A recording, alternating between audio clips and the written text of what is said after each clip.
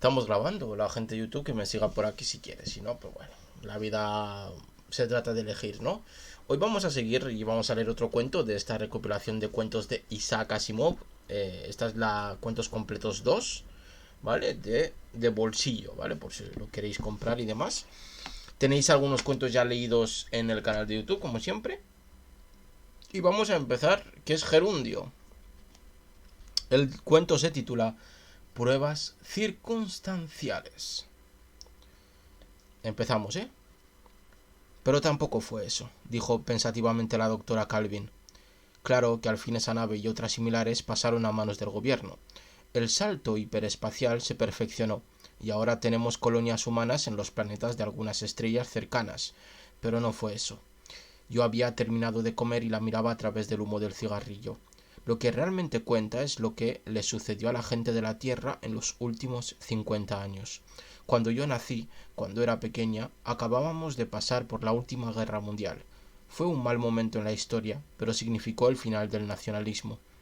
La Tierra era demasiado pequeña para las naciones, que comenzaron a agruparse en regiones. Se tardó un tiempo. Cuando yo nací, Estados Unidos de América aún constituía una nación y no formaba parte de la región norte. De hecho, el nombre de la compañía todavía es Robots de Estados Unidos. Y el tránsito de naciones a regiones, que ha estabilizado nuestra economía y creado algo que equivale a una edad de oro, si se compara este siglo con el anterior, también fue obra de nuestros robots. Usted se refiere a las máquinas, dije. El cerebro de que usted hablaba fue la primera de las máquinas, ¿verdad? Sí, lo fue, pero no pensaba en las máquinas, sino en un hombre. Falleció el año pasado. De pronto se le hizo un nudo en la garganta. O al menos decidió fallecer, porque sabía que ya no lo necesitábamos. Stephen Bierley. Sí, supuse que se refería a él.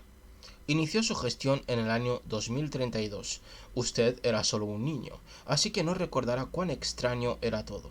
Su campaña para la alcaldía fue sin duda la más rara de la historia. Francis Quinn era un político de la nueva escuela. Claro que esta expresión, como muchas similares, no significa nada. La mayoría de las nuevas escuelas poseen equivalentes en la vida social de la antigua Grecia, y tal vez hallaríamos cosas parecidas si conociéramos mejor la vida social de la antigua Sumeria y las viviendas lacustres de la Suiza prehistórica. Pero para eludir lo que promete ser un comienzo tedioso y complicado, quizás sea mejor apresurarse a aclarar que Quinn no era candidato ni solicitaba votos, no pronunciaba discursos ni llenaba urnas, así como Napoleón no apretó el gatillo en Austerlitz. Y como la política da pie a extraños compañeros de cama, Alfred Lanning estaba sentado al otro lado del escritorio con las enérgicas cejas blancas enarcadas sobre unos ojos agudizados por una impaciencia crónica. No se sentía a gusto. Si Quinn lo hubiera sabido, no se habría inmutado. Habló con voz cordial, casi profesionalmente afable. Entiendo que usted conoce a Stephen Bierley, doctor Lanning. He oído hablar de él, como mucha gente. Sí, también yo. Tal vez usted piensa votar por él en las próximas elecciones. Lo ignoro, respondió Lanning con tono corrosivo. No he seguido las tendencias políticas, así que no sé si se presentará como candidato. Quizás sea nuestro siguiente alcalde. Desde luego, ahora es solo un abogado, pero todo roble... Sí, interrumpió Lanning. Conozco el dicho. Todo roble ha sido bellota. Pero le pido que vayamos al grano. Estamos yendo al grano, doctor Lanning, dijo Quinn en un tono de lo más afable. Me interesa que el señor Bierley sea lo sumo fiscal y a usted le interesa ayudarme. Lanning frunció el ceño. ¿Me interesa? Vamos. Bien, digamos entonces que le interesa la compañía de robots y hombres mecánicos de Estados Unidos. Acudo a usted como director emérito de investigación porque sé que para la compañía usted es una especie de anciano sabio. Le escuchan con respeto, pero su conexión no es tan estrecha como para no gozar de bastante libertad de acción, aunque la acción sea algo heterodoxa. El doctor Lanning guardó silencio un instante, rumiando sus pensamientos. No le entiendo, señor Quinn, murmuró. No me sorprende, doctor Lanning, pero es bastante sencillo. Excúseme. Quinn encendió un delgado cigarrillo con un encendedor de exquisita simplicidad y su rostro huesudo cobró una expresión de serena diversión. Hemos hablado del señor Bierley, un personaje extraño y pintoresco. Era desconocido hace 3 años. Hoy es famoso. Es un hombre enérgico y capaz, y, por supuesto, el fiscal más apto e inteligente que he conocido. Lamentablemente no es amigo mío. Entiendo, dijo Lanning mecánicamente mirándose las uñas. El año pasado tuve ocasión de investigar al señor Bierley muy exhaustivamente, continuó Quinn. Siempre es conveniente someter la vida pasada de los políticos reformistas a un examen inquisitivo. Si usted supiera cuánto me ha ayudado. Hizo una pausa para sonreírle sin humor a la punta del cigarrillo. Pero el pasado del señor Bierley es insípido. Vida tranquila en una ciudad pequeña, educación universitaria, una esposa que falleció joven, un accidente automovilístico seguido de una lenta recuperación, facultad de derecho, traslado a la metrópoli, abogado. Sacudió lentamente la cabeza y añadió: excepto su vida actual. Esto sí que es notable. Nuestro fiscal no come nunca. Lanning irguió la cabeza y aguzó sus viejos ojos. ¿Cómo ha dicho? Nuestro fiscal nunca come, repitió Quinn, separando las sílabas. Haré una pequeña corrección. Nunca se le ha visto comer ni beber. ¡Nunca! ¿Comprende el peso de esta palabra? No rara vez, sino nunca. Me parece increíble. ¿Puede usted confiar en sus investigadores? Puedo confiar en mis investigadores, y no me resulta increíble. Más aún, no solo no le han visto beber, ya sea agua, ya sea alcohol, sino que no le han visto dormir. Hay otros factores, pero creo que he sido bastante claro. Lanning se reclinó en el asiento. Hubo un silencio tenso, como en un duelo, y luego el viejo robotista sacudió la cabeza. No, usted solo puede estar insinuando una cosa, dado que por algo me cuenta todo esto precisamente a mí, y lo que insinúa es absolutamente imposible. Pero ese hombre es inhumano, doctor Lanning. Si usted me dijera que es Satanás disfrazado, existiría una leve posibilidad de creerle. Le digo que es un robot, doctor Lanning. Le digo que es imposible, señor Quinn. De nuevo ese silencio agresivo. No obstante, continuó Quinn, apagando el cigarrillo con afectación, tendrá que investigar esa imposibilidad con todos los recursos de la compañía. Por supuesto que no haré semejante cosa, señor Quinn. No puede sugerir en serio que la compañía intervenga en política local. No tiene opción. Suponga que hago públicos estos datos. Al menos cuento con pruebas circunstanciales. Haga lo que le plazca. Pero no me place. Preferiría tener pruebas contundentes y tampoco le agradaría a usted, pues la publicidad sería muy perjudicial para la compañía. Supongo que usted está familiarizado con las estrictas reglas contra el uso de robots en mundos habitados. Por supuesto. Ya sabe que su compañía es el único fabricante de robots positrónicos en el sistema solar, y si Bierley resulta ser un robot, será un robot positrónico. También sabe que los robots positrónicos se alquilan, no se venden, y que su empresa continúa siendo propietaria y administradora de todos los robots, y por lo tanto es responsable de los actos de todos ellos. Es fácil, señor Quinn, demostrar que la compañía jamás ha manufacturado un robot humanoide. ¿Es posible hacerlo? Solo por comentar las posibilidades. Sí, es posible. ¿Y es posible también hacerlo en secreto? Supongo. Sin registrarlo en los libros. No en el caso de un cerebro positrónico. Hay demasiados factores involucrados y existe una rigurosa supervisión del gobierno. Sí, pero los robots se gastan, se estropean, dejan de funcionar y son desmantelados. Y los cerebros positrónicos se usan de nuevo o se destruyen. ¿De veras? Preguntó Quinn con sarcasmo. Y si, por accidente, claro está, uno no fuera destruido y hubiera una estructura humanoide aguardando un cerebro. Imposible. Usted tendría que probárselo al gobierno y al público. ¿Por qué no a mí ahora? ¿Pero cuál sería nuestro propósito? Quiso saber Lanning, exasperado. ¿Dónde está nuestra motivación? Concédanos un poco de sensatez. Por favor, mi querido Lanning, la compañía se sentiría muy satisfecha si las diversas regiones permitieran el uso de robots positrónicos humanoides en los mundos habitados. Las ganancias serían suculentas, pero el prejuicio de la opinión pública contra esa práctica es demasiado grande. Supongamos que ustedes la habituaran primero a dichos robots. Veamos, tenemos un hábil abogado, un buen alcalde, y es un robot. ¿Por qué no comprar mayordomos robot?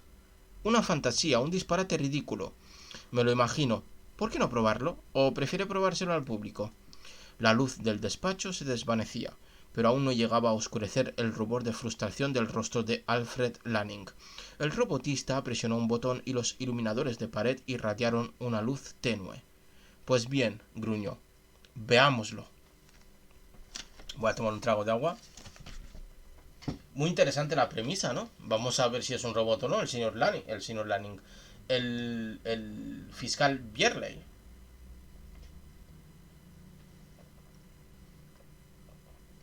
¿Ustedes qué creen?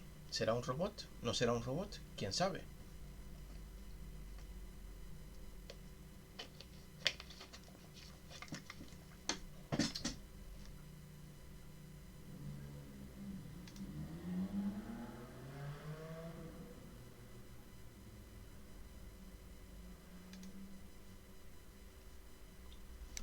Vamos a seguir. Hoy tengo un poco la voz cascada, ¿eh? No era fácil describir el rostro de Stephen Byerley. Tenía 40 años, según su certificado de nacimiento, y en efecto aparentaba 40 años, pero era un cuarentón saludable, bien alimentado y afable, y que daba un mentis al lugar común acerca de aparentar la edad que se tiene. Esto se notaba muchísimo cuando reía, y en ese momento se estaba riendo. Era una risa estentórea y continua, que se apagaba y renacía. El rostro de Alfred Lanning se contrajo en un amargo gesto de reprobación. Le hizo una señal a la mujer que tenía sentada al lado, pero ella apenas frunció los labios, pálidos y finos. Byerley recobró la compostura. Por favor, doctor Lanning, por favor, ¿un robot? No soy yo quien lo afirma, barbotó Lanning. Me sentiría muy satisfecho de que usted fuera humano. Como nuestra compañía no le ha fabricado, estoy casi seguro de que lo es, al menos en un sentido legal. Pero como alguien alega seriamente que usted es un robot y se trata de un hombre de cierto prestigio, no mencione su nombre, pues eso atentaría contra su férrea ética, pero supongamos que es Frank Quinn, para facilitar la argumentación, y continuemos. Lanning resopló ante la interrupción e hizo una pausa, malhumorado, antes de continuar en un tono aún más glacial. Un hombre de cierto prestigio, con cuya identidad no me interesa hacer adivinanzas, estoy obligado a pedirle a usted que colabore para refutarlo. El mero hecho de que semejante afirmación se hiciese pública a través de los medios de que dispone este hombre asestaría un duro golpe a la compañía que represento, aunque la acusación jamás pudiera probarse. ¿Entiende? Oh, sí, entiendo la situación. La acusación es ridícula. El trance en que usted se encuentra no lo es. Le ruego que me disculpe si mi risotada le ha ofendido. Me reí de lo primero, no de lo segundo. ¿Cómo puedo ayudarle? Sería muy sencillo.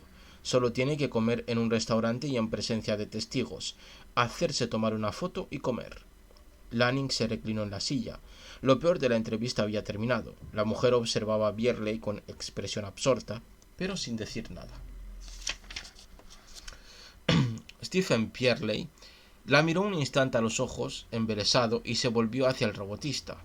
Acarició durante unos segundos el pisapapeles de bronce, que era el único adorno de su escritorio. No creo que pueda satisfacerle, murmuró, y alzó una mano. Espere, doctor Lanning, comprendo que este asunto le disgusta, que le han involucrado contra su voluntad, que se siente en un papel indigno e incluso ridículo, pero a mí me afecta de manera más íntima, así que sea tolerante.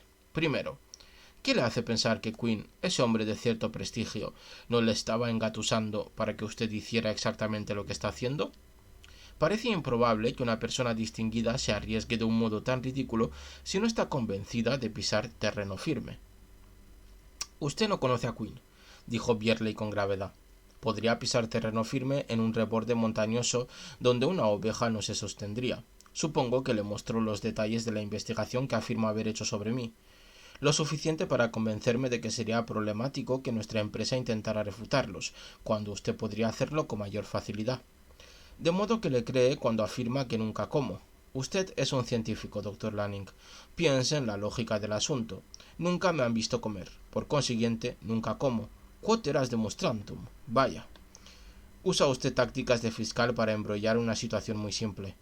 Por el contrario, trato de aclarar una situación que Quinn y usted están complicando. Verá, no duermo demasiado, eso es verdad, y por supuesto no duermo en público. Nunca me ha interesado comer en compañía, un rasgo inusitado, tal vez de origen neurótico, pero que no perjudica a nadie. Mire, doctor Lanning, permítame presentarle un caso hipotético. Supongamos que existe un político interesado en derrotar a un candidato reformista a cualquier coste, y al investigar su vida privada se topa con rarezas como lo que acabo de mencionar. Supongamos, además, que para manchar a ese candidato acude a usted como agente ideal. Tenga por seguro que no va a decirle: fulano es un robot porque nunca come en compañía y nunca le he visto dormirse en medio de un caso, y una vez cuando espié por su ventana en medio de la noche ahí estaba, despierto y leyendo, y mire, en su nevera y no había comida. Si él le dijera eso, usted mandaría a pedir una camisa de fuerza. Pero si le dice que nunca duermo y que nunca como, esa sorprendente declaración le impide a usted reflexionar que dichas afirmaciones son imposibles de demostrar. Usted le sigue el juego al contribuir al alboroto. No obstante, insistió Lanning, al margen de lo que usted piense del asunto, solo haría falta esa comida que le he mencionado para darlo por concluido. De nuevo, Byerley se volvió hacia la mujer, que aún lo miraba inexpresivamente. Perdóneme. He entendido bien su nombre, ¿verdad, doctora Susan Calvin? Sí, señor Byerley. Usted es la psicóloga de la compañía, ¿cierto? Robopsicóloga, por favor. Ah, ¿tan diferente es la mente robótica de la mente humana? Están a mundos de distancia. La doctora sonrió glacialmente. Los robots son esencialmente decentes. El abogado contuvo una sonrisa. Vaya, qué afirmación tan incisiva. Pero solo quería decir que, como usted es robopsicóloga y mujer, apuesto a que ha hecho algo en lo cual el doctor Lanning no ha pensado. ¿A qué se refiere? A que se ha traído algo de comer en el bolso. La estudiada indiferencia de los ojos de Susan Calvin se resquebrajó. Me sorprende usted, señor Byerley. Abrió el bolso y sacó una manzana. Se la entregó en silencio. El doctor Lanning, tras su sobresalto inicial, siguió el movimiento de una mano a la otra con ojos alertas. Stephen Byerley mordió tranquilamente un trozo de la manzana y tranquilamente lo tragó. ¿Ve usted, doctor Lanning? Igual están compinchados la robopsicóloga esta Calvin con el Byerley este, y igual Byerley sí que es un robot de verdad. El doctor sonrió con un alivio tan evidente que hasta sus cejas irradiaron benevolencia, pero ese alivio solo duró un frágil segundo. Sentía curiosidad por ver si usted comería, manifestó Susan Calvin, pero desde luego eso no demuestra nada. Byerley sonrió. ¿Ah, no? Claro que no. Es obvio, doctor Lanning, que si este hombre fuera un robot humanoide sería una imitación perfecta. Es demasiado humano para ser creíble. A fin de cuentas, hemos estado viendo y observando a los seres humanos toda nuestra vida. Un ejemplar ligeramente defectuoso no daría resultado. Tiene que ser convincente. Observe la textura de la tez, la calidad de los iris, la formación de los huesos de la mano. Si es un robot, espero que lo haya fabricado la compañía, porque es un buen trabajo. ¿Cree usted que alguien capaz de prestar atención a tales exquisiteces pasaría por alto un par de dispositivos para encargarse del comer, del dormir y de la eliminación? Solo en caso de necesidad, tal vez. Por ejemplo, para impedir estas situaciones. Así que una comida no prueba nada. Un momento, rezongó Lanning. No soy tan tonto como ustedes creen. No me interesa el problema de la humanidad o inhumanidad del señor Byerley.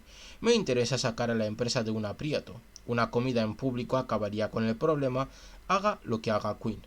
Podemos dejar los detalles más finos para los abogados y los robopsicólogos.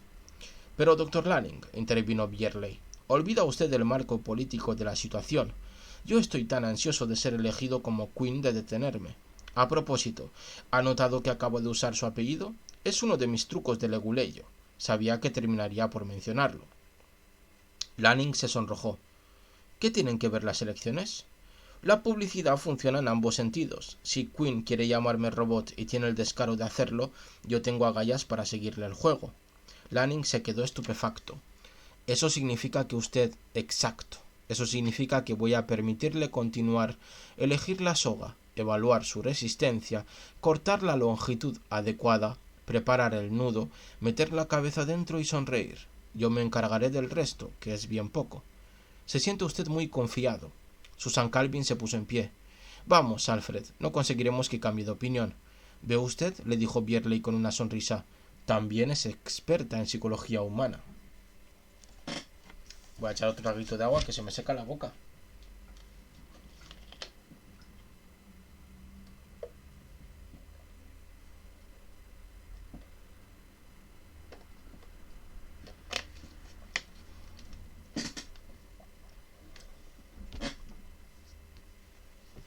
Y seguimos.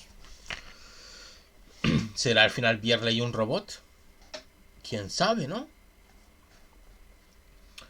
Pero quizá Byerley no se sintiera tan confiado como creía el doctor Lanning cuando esa noche aparcó el coche en las pistas automáticas que conducían al garaje subterráneo y se encaminó hacia su casa. El hombre de la silla de ruedas lo recibió con una sonrisa. El rostro de Byerley se iluminó de afecto. Se le acercó. La voz del lisiado era un susurro ronco y áspero que brotaba de una boca torcida en una mueca tallada sobre el rostro que era mitad tejido cicatrizado. Llegas tarde, Steve. Lo sé, John, lo sé. Pero hoy me he topado con un curioso e interesante problema. ¿De veras? Ni el rostro deforme ni la voz cascada podían comunicar expresiones, pero había ansiedad en los claros ojos. ¿Algo que no puedes controlar? No estoy seguro. Tal vez necesite tu ayuda. Tú eres el chico brillante de la familia. ¿Quieres que te lleve a pasar por el jardín? Hace una noche maravillosa. Dos fuertes brazos alzaron a John, suavemente, casi con ternura. Byerley rodeó los hombros y las piernas arropadas del lisiado. Lenta y cuidadosamente, atravesó la habitación, bajó por la rampa destinada a la silla de ruedas y salió por la puerta trasera al jardín de detrás de la casa, rodeado por paredes y alambres. ¿Por qué no me dejas usar la silla, Steve? Esto es tonto. Porque prefiero llevarte. ¿Tienes algo que oponer? Sabes que estás tan contento de apearte un rato de ese artilugio motorizado como yo de llevarte. ¿Qué tal te sientes hoy? Depositó a John en la hierba fresca. ¿Cómo cree que voy a sentirme? Pero háblame de tus problemas. La campaña de Quinn se basará en su afirmación de que soy un robot. John abrió los ojos de par en par. ¿Cómo lo sabes? Es imposible. No puedo creerlo. Te aseguro que es así. Ha hecho ir a uno de los grandes científicos de robots y hombres mecánicos a mi despacho para que hablara conmigo. John arrancó una brizna de hierba. Entiendo. Pero nos podemos permitir que seleccione el terreno, dijo Byerley. Tengo una idea. Escucha y dime si podemos hacerlo. La escena que se veía esa noche en el despacho de Lanning era un cuadro viviente de miradas. Francis Quinn miraba reflexivamente a Alfred Lanning, que miraba con furia a Susan Calvin, que miraba impávida a Quinn. Francis Quinn rompió la tensión, procurando manifestar un poco de buen humor. Una bravuconada. Él improvisa sobre la marcha. ¿Apostaría usted a eso, señor Quinn? Preguntó con indiferencia la doctora Calvin. Bien, en realidad es la apuesta de ustedes. Mire, dijo Lanning, ocultando su pesimismo con un tono brusco. Hemos hecho lo que usted pidió. Vimos a ese hombre comiendo. Es ridículo suponer que es un robot. ¿Qué cree usted? Le preguntó Quinn a Calvin. Lanning dijo que usted era la experta. Susan, empezó Lanning en un tono casi amenazador. ¿Por qué no dejarla hablar? Hace media hora que está sentada ahí como si fuera un postre. Como si fuera un poste. Lanning se sintió acuciado. De las sensaciones que experimentaba, la paranoia incipiente solo mediaba un paso. Muy bien, habla Susan, no te interrumpiremos.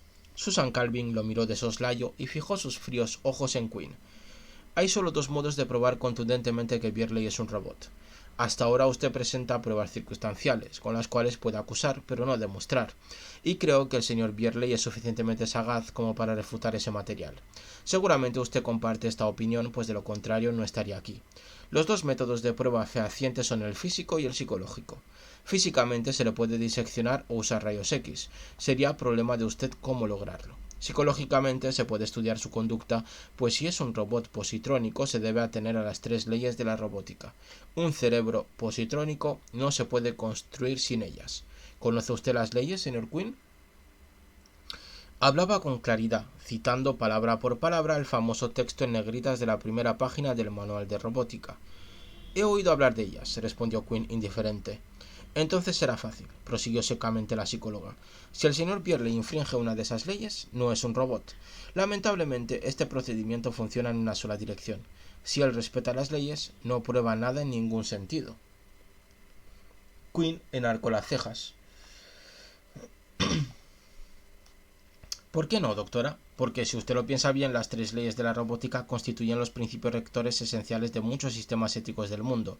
Se supone que todo ser humano tiene el instinto de autopreservación. Esa es la tercera ley para un robot. También se supone que todo ser humano bueno, con conciencia social y sentido de la responsabilidad, debe respetar la autoridad oportuna, escuchar a su médico, a su jefe, a su gobierno, a su psiquiatra, a su colega. Obedecer las leyes, respetar los reglamentos, conformarse a las costumbres, aun cuando atenten contra su comodidad o su seguridad. Todo eso es la segunda de las leyes. Además, se supone que todo ser humano bueno ama a su prójimo como a sí mismo. Protege a sus congéneres, arriesga la vida para salvar a otros. Y eso es la primera ley de un robot. Por decirlo con sencillez, si Byerley respeta las tres leyes de la robótica, puede que sea un robot, pero también puede ser sencillamente un buen hombre. Pero eso... pero eso significa que nunca podremos probar que es un robot. Quizá podamos probar que no lo es.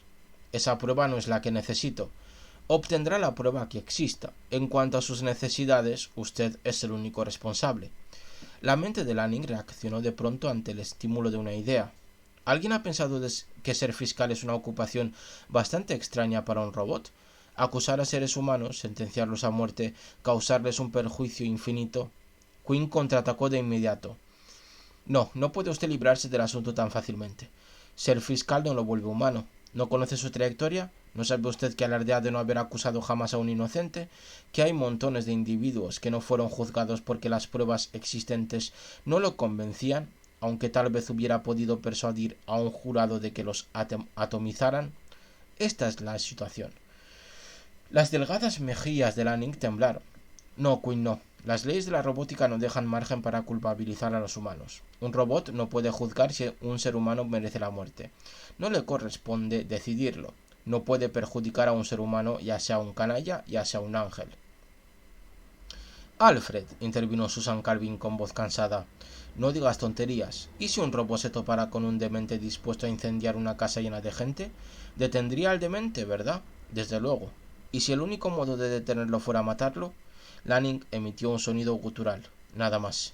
La respuesta, Alfred, es que haría lo posible para no matarlo. Si el demente muriese, el robot necesitaría psicoterapia, pues podría enloquecer ante el conflicto al que se enfrenta. Haber quebrantado la primera ley por ceñirse a ella en un grado superior, pero un hombre estaría muerto, y un robot lo habría matado. Bien, ¿acaso Bierley está loco?, preguntó Lanning con sarcasmo. No, pero él no ha matado a nadie personalmente. Ha expuesto datos que presentaban a determinado ser humano como peligroso para la gran masa de seres humanos que denominamos sociedad. Protege al mayor número y así se ciñe lo más posible a la primera ley. Hasta ahí llega él. El juez luego condena al delincuente a muerte o a prisión una vez que el jurado decide sobre su culpa o su inocencia. El carcelero lo encierra, el verdugo lo mata y Bierley no ha hecho más que determinar la verdad y ayudar a la sociedad. Señor Quinn, he examinado toda la carrera del señor Bierley desde que usted nos llamó la atención sobre él. Encuentro que nunca exigió la pena de muerte en sus discursos finales ante el jurado. También encuentro que ha hablado a favor de la abolición de la pena capital y que ha realizado generosas contribuciones a instituciones que investigan la neurofisiología criminal. Aparentemente cree más en la cura que en el castigo del delito. Eso me parece significativo. ¿De veras? Quinn sonrió. ¿Significativo porque huele a robot encerrado? Tal vez. ¿Por qué negarlo? Tales actos solo podrían provenir de un robot o de un ser humano, muy honorable y decente, pero es imposible diferenciar entre un robot y el mejor de los humanos. Quinn se reclinó en la silla. La voz le tembló con impaciencia. Doctor Lanning, es posible crear un robot humanoide que pudiera imitar perfectamente a un humano en apariencia, ¿verdad? Lanning carraspeó y reflexionó. Nuestra compañía lo ha hecho de un modo experimental, reconoció con desgana, aunque sin el añadido de un cerebro positrónico, usando óvulos humanos y controlando las hormonas. Es posible generar carne y piel humana sobre un esqueleto de plástico de silicona porosa que desafiaría todo examen externo. Los ojos, el cabello y la tez serían realmente humanos, no humanoides. Y si insertamos un cerebro positrónico y los dispositivos que queramos, obtendremos un robot humanoide. Vemos aquí como hay una burla del señor Isaac Asimov porque dice que un hombre bueno es lo más parecido a un robot, ¿no? Que es tan extraño incluso para estas personas que exista un hombre bueno que lo tienen que calificar de robot porque no puede ser una persona humana, ¿no? Porque las personas humanas no son tan buenas como para ser calificadas de buenas, ¿no? ¿Cuánto se tardaría en fabricarlo? Teniendo todo el material, es decir, cerebro, esqueleto, óvulo, hormonas y radiaciones, unos 2 meses. El político se levantó de la silla. Entonces veremos cómo es por dentro el señor Bierley. Significará mala publicidad para robots y hombres mecánicos, pero ya les di su oportunidad. Lanning se volvió con impaciencia a Susan Calvin cuando estuvieron a solas. ¿Por qué insistes? Ella respondió con aspereza y sin vacilaciones. ¿Qué quieres? ¿La verdad o mi renuncia? No voy a mentir por ti. Robots y hombres mecánicos pueden cuidarse sola. No te acobardes. ¿Y qué pasará si abre a Bierley y cae en ruedas y engranejas? No lo abrirá, contestó Calvin con desdén. Bierley es por lo menos tan listo como Quinn.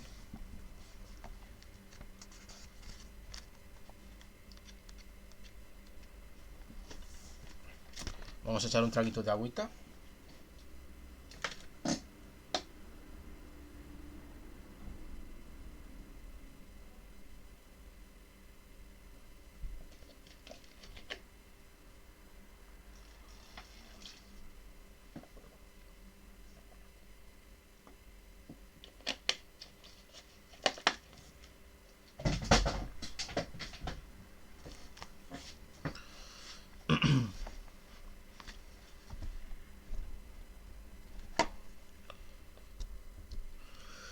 La noticia cundió por la ciudad una semana antes de la designación de Bierley, pero cundió no es el término adecuado. La noticia se arrastró penosamente por la ciudad al son de risas y mofas, y a medida que la mano invisible de Quinn ejercía una presión creciente, las risas se volvieron forzadas. Se despertó la incertidumbre y la gente empezó a hacerse preguntas. La convención tuvo el aire de un potro inquieto. No se había previsto ninguna competencia. Una semana antes solo se hubiera podido designar a Bierley. Ni siquiera existía un sustituto. Tenían que designarlo, pero reinaba una confusión total. No habría sido tan grave si la gente común no hubiera vacilado entre la enormidad de la acusación, si era cierta, y su sensacionalista estupidez, si era falsa.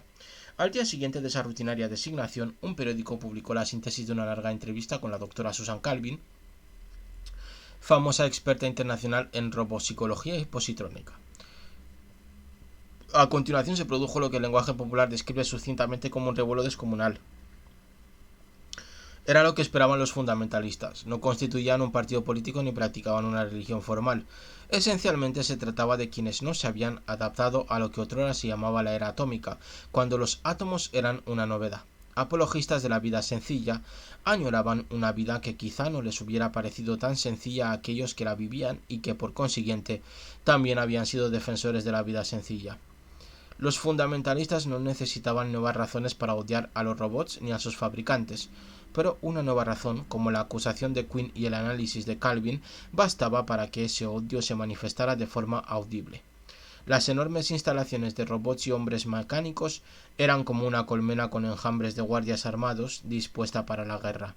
En la ciudad la casa de Stephen Bierley se hallaba erizada de policías.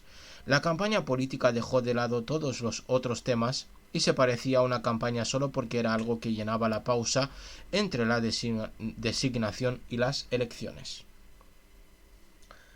Stephen Bierley no permitió que aquel hombrecillo quisquilloso lo distrajera. No se inmutó ante los uniformes. Fuera de la casa, más allá de la hilera de hoscos guardias, los reporteros y los fotógrafos aguardaban, según la tradición de su clase. Incluso una emisora de televisión enfocaba una cámara hacia la entrada del modesto hogar del fiscal, mientras un locutor artificialmente excitado introducía comentarios exagerados. El hombrecillo quisquilloso se adelantó y le mostró un papel oficial. Señor Bierley, esta orden del tribunal me autoriza a registrar el edificio en busca de hombres mecánicos o robots ilegales. Bierley tomó el papel, lo miró con indiferencia y lo devolvió sonriendo. Todo en orden. Adelante, cumpla con su deber, señora Hoppen. Se dirigió a su ama de llaves, que salió de mala gana de la habitación contigua. Por favor, acompáñelos y ayúdelos en lo que sea. El hombrecillo, que se llamaba Harroway, titubeó, se sonrojó, apartó la mirada de los ojos de Bierley y les murmuró a los dos policías: «Vamos». Regresó a los 10 minutos. «¿Ha terminado?», preguntó Bierley con el tono de alguien que no está interesado ni en la pregunta ni en la respuesta. Harroway se aclaró la garganta, empezó a hablar en un tono demasiado agudo y comenzó de nuevo de mal humor. «Mire, señor Bierley, tenemos instrucciones de investigar la casa exhaustivamente». «¿Y no lo han hecho?». «Nos dijeron exactamente qué teníamos que buscar, ¿sí?». «En pocas palabras, señor Bierley, y para decirlo sin rodeos, nos dijeron que le investigáramos a usted». El fiscal sonrió. «¿A mí? ¿Y cómo piensan hacerlo?». «Tenemos una unidad de radiación PENET. Así que van a hacerme una radiografía, ¿eh? ¿Tiene la autorización?». «Ya vio la orden». «¿Puedo verla de nuevo?». Harroway, con la frente reluciendo por algo más que por el mero entusiasmo, se la entregó por segunda vez y Bierley dijo en un tono neutro: «Aquí veo la descripción de lo que deben investigar». Cito literalmente: «La vivienda perteneciente a Stephen Allen Bierley, situada en el 355 de Willow Grove, Evanston, junto con cualquier garaje, almacén u otras estructuras o edificios anexos, junto con todos los terrenos correspondientes, etc. Todo en orden, pero buen hombre, aquí no dice nada sobre investigar mi interior. Yo no formo parte del terreno. Puede investigar mi ropa si cree que llevo un robot escondido en el bolsillo. Hathaway no tenía dudas acerca de sus metas laborales. No se proponía quedarse a la zaga cuando se le presentaba la oportunidad de obtener un empleo mejor, es decir, de un empleo mejor pagado. Mire, dijo, en un tono vagamente amenazador, tengo autorización para registrar los muebles de la casa y todo lo que encuentre en ella. Usted se encuentra en ella, ¿verdad? Una observación notable. Estoy en ella, pero no soy un mueble. Como ciudadano con responsabilidad adulta y ciertos derechos, según los artículos regionales, si me investiga estará usted violando mi derecho a la intimidad. No le basta con ese papel. Claro, pero si resulta que es un robot, no tiene derecho a la intimidad. Es verdad, solo que ese papel no basta, pues me reconoce implícitamente como ser humano. ¿Dónde? Hathaway se lo arrebató. Donde dice la vivienda perteneciente a, etc. Un robot no puede poseer propiedades. Y dígale a quien le envía, señor Hathaway, que si intenta aparecer con un papel similar en el que no se me reconozca implícitamente como ser humano, se encontrará de inmediato con un requerimiento judicial y un pleito civil donde tendrá que probar que soy un robot por medio de la información que posee ahora, o bien pagar una cuantiosa multa por intentar privarme indebidamente de los derechos que me otorgan los artículos regionales. Se lo dirá, ¿no? Hathaway se dirigió hacia la puerta y ahí se volvió. Es usted un abogado astuto. Tenía la mano en el bolsillo, se quedó quieto durante un momento y luego salió. Sonrió a la cámara de televisión, saludó a los reporteros y gritó: «Tendremos algo mañana, muchachos. ¿De veras?». En su vehículo se reclinó, sacó del bolsillo el aparatito y lo inspeccionó. Era la primera vez que tomaba una fotografía por reflexión de rayos X. Esperaba haberlo hecho correctamente. Vaya HDP. Vaya HDP el Hathaway este. Quinn y Bierley nunca se habían enfrentado a solas cara a cara, pero el videófono se parecía bastante a eso. En realidad, tomada literalmente la frase tal vez era precisa, aunque uno solo fuese para el otro la imagen de luz y sombras de un banco de fotocélulas. Fue Quinn quien hizo la llamada, fue Quinn quien habló primero y sin ceremonias. He pensado que le gustaría saber, Bierley, que me propongo difundir que usted usa un escudo protector antirradiación Pennet. Así, en ese caso tal vez ya lo haya difundido. Sospecho que nuestros emprendedores periodistas tienen intervenidas mis diversas líneas de comunicación. Sé que han llenado de agujeros todas las líneas de mi despacho y por eso mismo me he atrincherado en mi casa en estas últimas semanas. Bierley había utilizado un tono amistoso, casi familiar. Quinn apretó ligeramente los labios. Esta llamada está totalmente protegida. La estoy efectuando con ciertos riesgos personales. Eso imaginaba. Nadie sabe que usted está detrás de esta campaña. Al menos nadie lo sabe oficialmente. Y nadie lo sabe extraoficialmente. Yo no me preocuparía. ¿Con que uso un escudo protector? Supongo que lo averiguó el otro día, cuando la fotografía que tomó su inexperto sabueso resultó estar sobreexpuesta. Como comprenderá Bierley, sería obvio para todo el mundo que usted no se atreve a enfrentarse a un análisis de rayos X. Y también que usted o sus hombres intentaron violar ilegalmente mi derecho a la intimidad, lo cual les importará un cuerno. Tal vez sí les importe, es bastante simbólico de nuestras dos campañas. Usted se interesa poco por los derechos individuales del ciudadano. Yo me intereso mucho. No me someto al análisis de rayos X porque deseo defender mis derechos por principio, tal como defenderé los derechos de otros cuando resulte elegido. Un discurso muy interesante, sin duda, pero nadie le creerá. Demasiado rimbombante para ser cierto. Cambió bruscamente de tono. Otra cosa, el personal de su casa no estaba completo la otra noche. ¿En qué sentido? Quinn movió unos papeles que estaban dentro del radio de visión de la cámara. Según el informe, faltaba una persona, un tullido. Como usted dice, le confirmó fríamente Bierley. Un tullido, mi maestro, que vive conmigo y ahora está en el campo desde hace 2 meses. Un necesitado descanso es la expresión que se suele aplicar en estos casos. ¿Lo autoriza usted? ¿Su maestro, un científico? Fue abogado antes de ser un tullido. Tiene licencia gubernamental como investigador de biofísica con laboratorio propio y ha presentado una descripción total de la tarea que está realizando a las autoridades pertinentes a las cuales le puedo remitir. Es un trabajo menor, pero representa una afición inofensiva y fascinante para un pobre tullido. Como ve, brindó toda la colaboración posible. Lo he notado. ¿Y qué sabe ese maestro sobre manufacturación de robots? Yo no podría juzgar la magnitud de sus conocimientos en un campo con el cual no estoy familiarizado. ¿No tiene acceso a cerebros positrónicos? Pregunte a sus amigos de robots y hombres mecánicos. Ellos deberían de saberlo. Lo diré sin rodeos, Bierley. Su maestro lisiado es el verdadero Stephen Bierley, Usted es un robot de su creación. Podemos probarlo. Fue él quien sufrió el accidente automovilístico, no usted. Habrá modos de revisar la documentación. ¿De veras? Pues hágalo. Le deseo lo mejor. Y podemos investigar el retiro campestre de su presunto maestro y ver qué encontramos ahí. No crea, Quinn, Bierley sonrió. Lamentablemente para usted, mi presunto maestro es un hombre enfermo. Su retiro campestre es su lugar de descanso. Su derecho a la intimidad como ciudadano de responsabilidad adulta es aún más fuerte, dadas las circunstancias. No obtendrá una orden para entrar en su propiedad sin demostrar una causa justa. No obstante, yo sería el último en impedir que lo intentara. Hubo una pausa y al fin Quinn se inclinó hacia adelante, de modo que la imagen de su rostro se expandió y las arrugas de la frente resultaron visibles. Bierley, ¿por qué se empecina? No puede salir elegido. ¿No? ¿Cree que puede? ¿No comprende que al no intentar refutar la acusación, algo que podría hacer sencillamente rompiendo una de las 3 leyes, no hace sino convencer al pueblo de que es un robot? Lo único que comprendo es que de ser un oscuro abogado he pasado a ser una figura mundial. Es un gran publicista, Quinn. Pero usted es un robot. Eso dicen, aunque no se ha demostrado. Está suficientemente demostrado para los votantes. Entonces, tranquilícese, ha ganado usted. Adiós, dijo Quinn con su primer toque de cólera y la pantalla se apagó. Adiós, contestó el imperturbable Bierley a la pantalla en blanco.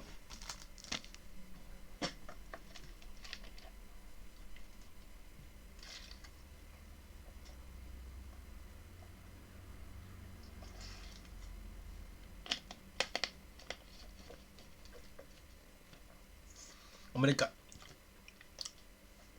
casi todo lo que se está exponiendo aquí en el relato nos hace creer que sí que Bierley es un robot, ¿no? ¿O no? Bierley llevó de vuelta a su maestro la semana previa a las elecciones. El aeromóvil descendió sigilosamente en una parte oscura de la ciudad. Te quedarás aquí hasta después de las elecciones, le indicó.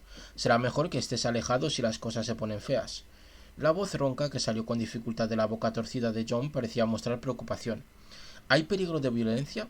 Los fundamentalistas amenazan con ello, así que supongo que teóricamente sí, pero no lo creo.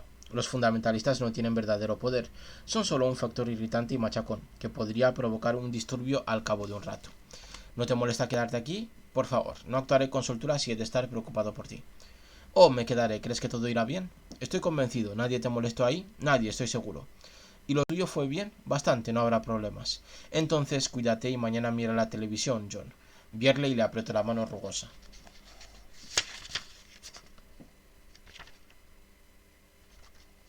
La frente de Lenton era una maraña de arrugas tensas. Tenía el poco envidiable trabajo de ser jefe de campaña de Bierley en una campaña que no era tal y para una persona que rehusaba revelar su estrategia y aceptar la de su jefe de campaña. No puedes, era su frase favorita, se había transformado en su única frase. Te digo que no puedes, Steve. Se plantó frente al fiscal, que hojeaba las páginas mecanografiadas del discurso. Olvídalo, Steve, mira, esa concentración la han organizado los fundamentalistas. No conseguirás que te escuchen. Lo más probable es que te tiren piedras. ¿Por qué tienes que echar un discurso en público? ¿Qué tiene de malo una grabación visual? ¿Quieres que gane las elecciones, verdad? ¿Ganar las elecciones? No vas a ganar, Steve. Estoy tratando de salvarte la vida. Oh, no corro peligro. No corre peligro, no corre peligro, rezongó Lenton. ¿Quieres decir que saldrás a ese balcón ante 50.000 maníacos y tratarás de hacerlos entrar en razón? ¿Desde un balcón como un dictador medieval? Bierley consultó su reloj. Dentro de 5 minutos, en cuanto estén libres las líneas de televisión, la respuesta de Lenton no es reproducible. Es decir, que se cagó en todo, ¿no? La multitud abarrotaba una zona acordonada de la ciudad. Los árboles y las casas parecían brotar de un terreno que era una masa humana, y el resto del mundo observaba por ultraonda. Aunque era una elección local, contaba con una audiencia mundial. Bierley pensó en eso y sonrió. Pero la multitud no daba motivos para sonreír. Había letreros y estandartes que proclamaban todas las acusaciones posibles referentes a su presunta condición de robot. La hostilidad era cada vez más intensa y tangible. El discurso funcionó mal desde el principio. Competía contra el incipiente rugido de la muchedumbre y los gritos rítmicos de las camarrillas de fundamentalistas, que formaban islas de agitación dentro de la agitación. Bierley continuó hablando con voz lenta y pausada. En el interior, Lenton gruñía, tirándose del cabello y esperando el derramamiento de sangre. Hubo una conmoción en las filas delanteras. Un ciudadano enjuto, de ojos saltones y ropas demasiado cortas para su cuerpo larguirucho, comenzó a abrirse paso a codazos. Un policía se lanzó hacia él, avanzando trabajosamente. Bierley le hizo señas de que no interviniera. El hombre enjuto se puso bajo el balcón. El rugido de la muchedumbre ahogó sus palabras. Bierley se inclinó hacia adelante. ¿Qué dice? Si tiene una pregunta que hacer, la responderé. Se volvió a uno de los guardias. Traiga aquí a ese hombre. La multitud se puso tensa, los gritos de silencio se multiplicaron, transformándose en una algarabía que se acalló gradualmente. El hombre delgado, jadeando y con la cara roja, se enfrentó a Bierley. ¿Tiene algo que preguntar?, repitió Bierley. El hombre delgado lo miró fijamente y dijo con voz cascada: «Pégueme». Con un gesto enérgico le ofreció la mejilla. «Pégueme. Usted dice que no es un robot. Demuéstrelo. No puede pegarle a un ser humano. Es un monstruo». Se hizo un silencio sordo. La voz de Bierley lo rompió. «No tengo razones para pegarle». El hombre delgado soltó una carcajada. «No puede pegarme, no quiere pegarme, no es humano. Usted es un monstruo, un simulacro de hombre». Y Stephen Bierley, con los labios tensos, frente a millares de individuos que miraban en persona y los millones que miraban por televisión, echó el puño atrás y le asestó un sonoro golpe en la barbilla. El hombre se desplomó, con el rostro demudado por la sorpresa. «Lo lamento», se disculpó Bierley. «Llévelo dentro y procure que esté cómodo. Quiero hablar con él cuando haya terminado». Y cuando la doctora Calvin comenzó a alejarse en automóvil de su espacio reservado, solo un reportero había recobrado la compostura como para seguirla y gritarle una pregunta. «Es humano», respondió Susan Calvin por encima del hombro. Eso fue suficiente. El reportero echó a correr en dirección contraria. Nadie prestó atención al resto del discurso. La doctora Calvin y Stephen Bierley se reunieron de nuevo una semana antes de que él prestara juramento como alcalde. Era más de medianoche. «No parece usted cansado», dijo la doctora Calvin. El alcalde electo sonrió. «Puedo permanecer levantado un buen rato, pero no se lo cuenta a Quinn». «No lo haré. De todos modos, la historia de Quinn era interesante, ya que la menciona. Es una lástima haberla estropeado. Supongo que usted conocía su teoría».